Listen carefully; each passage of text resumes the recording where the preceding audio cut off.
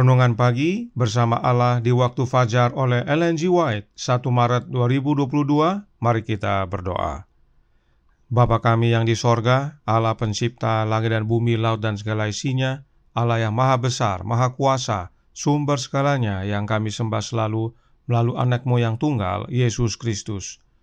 Terpujilah Yesus, anak Allah yang maha tinggi, yang adalah satu-satunya jalan dan kebenaran dan hidup bagi kami. Pada pagi hari ini kami bersyukur boleh bangun dan berbakti, dan sebagaimana membaca dan mendengarkan nasihat firman-Mu, kiranya ini menjadi pembaharuan bagi masing-masing kami. Beserta kami sepanjang perbaktian ini, kehendak-Mu yang jadi.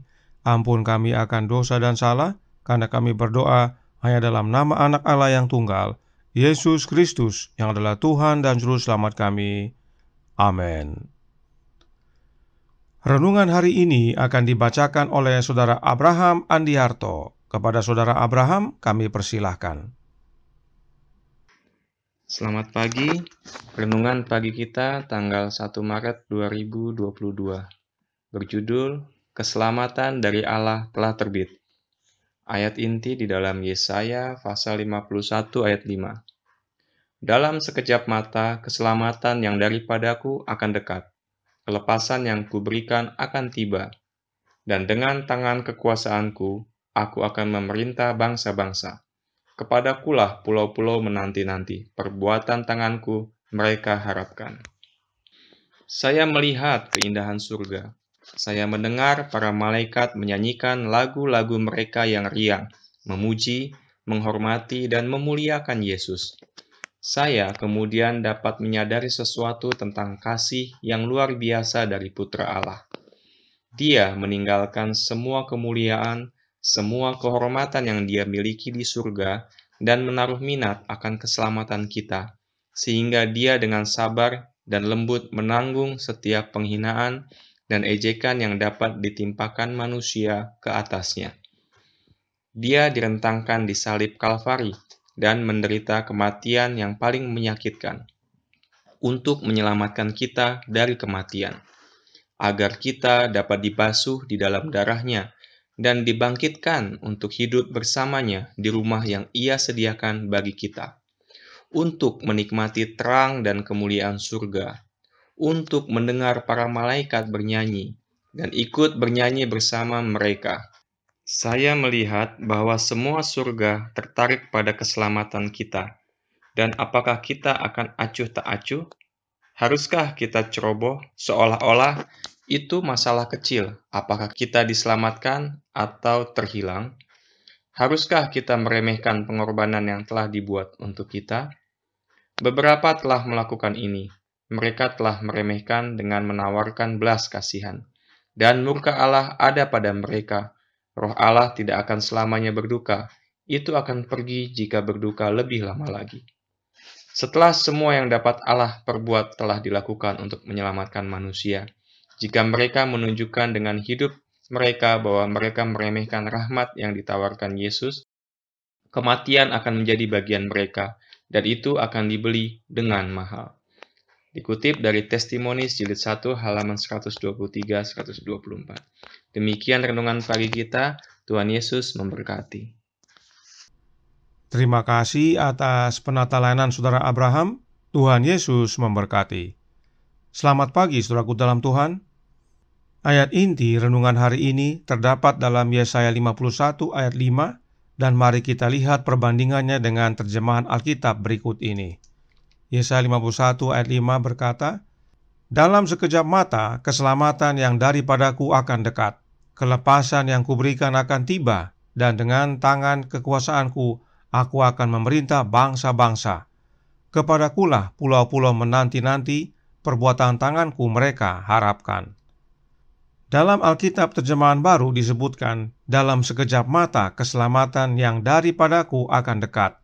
Namun dalam Alkitab terjemahan lama berkata bahwa kebenaranku hampirlah akan datang, yang mana mirip dengan terjemahan bahasa Inggris versi King James yang berbunyi, "My righteousness is near," yang artinya kebenaranku dekat. Tentang kebenaran ini Alkitab berkata dalam Yeremia 33 ayat 16 berbunyi, Pada waktu itu, Yehuda akan dibebaskan dan Yerusalem akan hidup dengan tentram. Dan dengan nama inilah mereka akan dipanggil, Tuhan Keadilan Kita. Dalam Alkitab Terjemahan Baru dikatakan Tuhan Keadilan Kita. Sementara dalam Alkitab Terjemahan Lama disebutkan Tuhan Kebenaran Kami, yang persis sama dengan Alkitab versi King James, yaitu The Lord Our Righteousness. Mengapa hal ini penting kita ketahui? Karena Tuhan Allah menyatakan keselamatannya melalui kebenarannya. Siapakah kebenaran Tuhan tersebut? Mari kita mundur ke ayat 15, di sana dikatakan, Yeremia 33 ayat 15, pada waktu itu dan pada masa itu aku akan menumbuhkan tunas keadilan bagi Daud. Ia akan melaksanakan keadilan dan kebenaran di negeri. Alkitab Terjemahan Baru dan Terjemahan Lama menyatakan yang sama, yaitu tunas atau pucuk yang adil. Namun dalam Alkitab versi King James dikatakan tunas kebenaran atau the branch of righteousness. Nah, siapakah sang tunas ini? Ya betul, dia adalah anak Allah, Yesus Kristus. Dalam Wahyu 22 ayat 16, Yesus sendiri berkata, Aku adalah tunas. Karenanya Roh Nubuat menyatakan dalam Selected Messages, buku pertama, halaman 331, paragraf 2, berbunyi, Kristus disebut Tuhan kebenaran kami, dan melalui iman setiap orang harus berkata, Tuhan kebenaranku. Singkat, padat, dan jelas, Kristuslah yang disebut dengan Tuhan kebenaran kami. Karenanya ayat inti renungan hari ini yang terdapat dalam Yesaya 51 ayat 5 adalah tentang Yesus Kristus.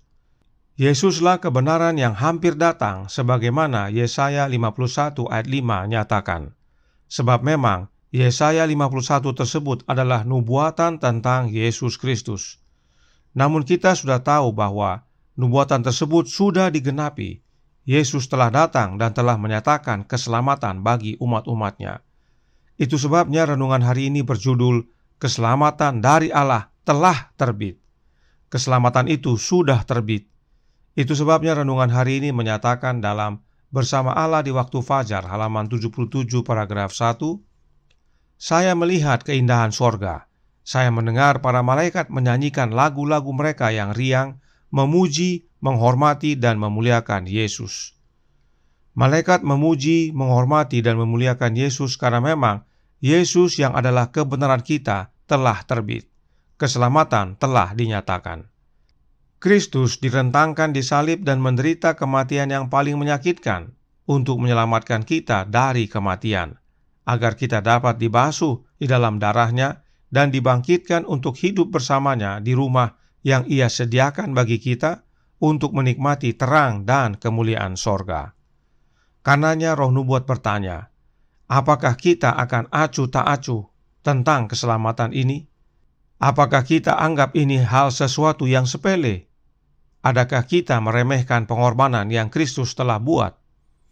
Apakah akibatnya meremehkan pengorbanan Yesus ini? Testimonies for the Church, volume 1, halaman 124, paragraf 1 menjelaskan.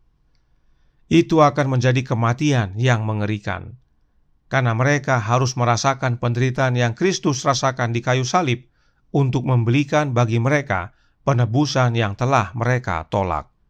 Dan mereka kemudian akan menyadari apa yang telah hilang dari mereka, kehidupan kekal dan warisan baka.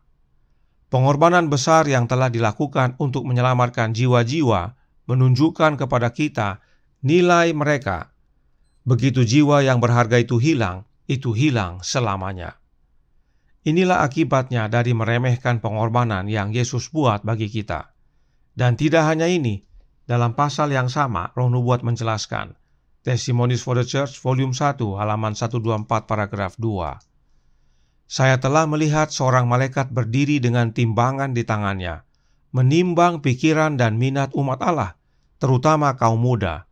Dalam satu timbangan adalah pikiran dan minat yang mengarah ke sorga, dan di sisi lain adalah pikiran dan minat yang cenderung ke dunia.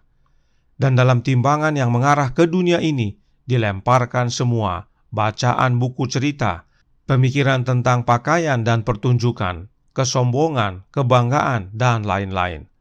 Oh, sungguh momen yang sungguh khidmat. Para malaikat Allah berdiri dengan timbangan, menimbang pikiran yang mengaku anak-anaknya, mereka yang mengaku mati bagi dunia dan hidup bagi Allah. Saudaraku dalam Tuhan, kita saat ini sedang ditimbang. Kalaupun disebut terutama kaum muda, tetapi sebenarnya ini untuk semuanya. Roh Nubuat melanjutkan, masih dalam paragraf yang sama, disebutkan, timbangan yang diisi dengan pikiran tentang dunia, kesombongan dan kebanggaan dengan cepat turun, meskipun beban demi beban berguling dari timbangan. Yang satu dengan pikiran dan minat yang cenderung ke sorga, naik dengan cepat, sementara yang lain turun, dan oh betapa ringannya itu. Saya dapat menghubungkan ini sebagaimana saya melihatnya. Tetapi saya tidak pernah dapat memberikan kesan khidmat dan hidup yang terpatri dalam pikiran saya ketika saya melihat malaikat dengan timbangan yang menimbang pikiran dan minat umat Allah. Kata malaikat itu, dapatkah orang seperti itu masuk sorga? Tidak pernah. Beritahu mereka bahwa harapan yang mereka miliki sekarang adalah sia-sia, dan kecuali mereka segera bertobat dan memperoleh keselamatan, mereka harus binasa. Sederhananya, saudaraku dalam Tuhan, jika timbangan kita lebih berat kepada dunia dan timbangan ke sorga menjadi lebih ringan, dapatkah kita masuk sorga? Malaikat itu berkata, tidak pernah. Oleh sebab itu Roh Nubuat menasihatkan dalam Testimonies for the Church volume 1 halaman 125 paragraf pertama. Suatu bentuk kesalehan tidak akan menyelamatkan siapapun. Semua harus memiliki pengalaman yang mendalam dan hidup. Ini saja yang dapat menyelamatkan mereka pada saat kesusahan. Tampilan luar kita tidak akan menyelamatkan. Kita boleh tampil saleh, tapi itu tidak menyelamatkan kita. Perubahan dalam hidup kitalah yang menyelamatkan, dan itu hanya dengan menerima Kristus dalam hati kita. Itu sebabnya tema bulan Maret adalah barang siapa yang bertahan akan selamat. Bertahan di mana? Bertahan di dalam Yesus. Oleh sebab Yesuslah kebenaran kita yang telah terbit itu. Yesuslah jalan dan kebenaran dan hidup bagi kita. Tuhan memberkati. Saya bawa dalam nama Yesus. Amin. Mari kita berdoa.